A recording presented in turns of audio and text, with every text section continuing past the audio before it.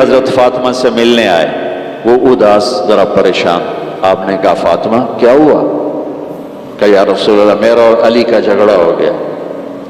اس سے خوبصورت جوڑی میں اور کہاں سے بیان؟ میرے نبی کے بعد کائنات کی حسین ترین جوڑی ہے علی و فاطمہ۔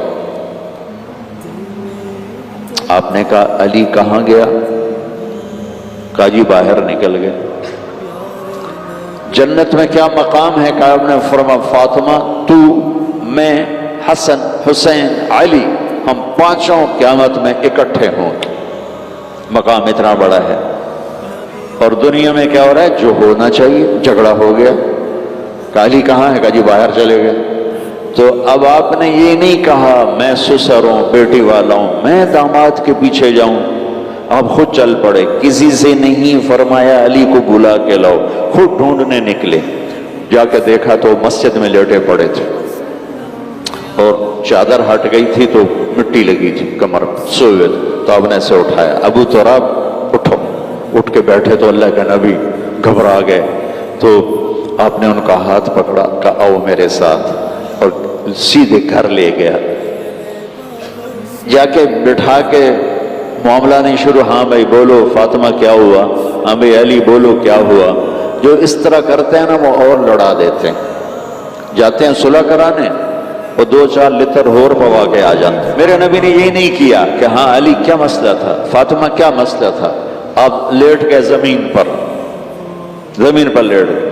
ادھر حضرت علی کو لٹایا، کہ ادھر آؤ۔ ادھر حضرت فاطمہ کو لٹایا، فاطمہ ادھر آؤ۔ دیکھنا علی کا ہاتھ پکڑ کے اپنے یہاں رکھا، ادھر سے فاطمہ کا ہاتھ پکڑ کے علی کے ہاتھ پہ رکھا، اور فاطمہ کے ہاتھ پہ اپنا ہاتھ رکھا۔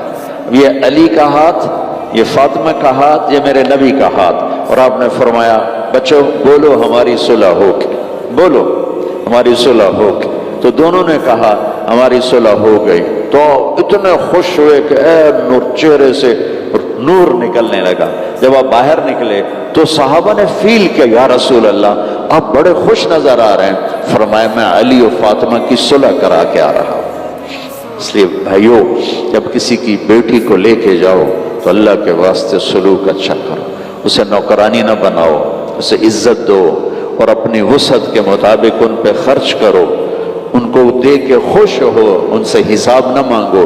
اللہ تعالیٰ نے تمہاری آنے والی نسل اس بچی کے ساتھ جوڑی ہے، ایسے ہی بچی کے ذمہ ہے کہ وہ جس گھر جا رہی ہے اسے اپنا گھر بنا لے، بچے کے والدین کو اپنے ماں باپ بنا لے، اس کی بہنوں کو اپنی بہنیں بنا لے، پیچھے جو چھوڑ کر آئی ہے تو انہیں ماں باپ بنا لے۔ اگر دونوں طرف سے یہ ہو تو کتنا خوبصورت سسٹم ہو جائے۔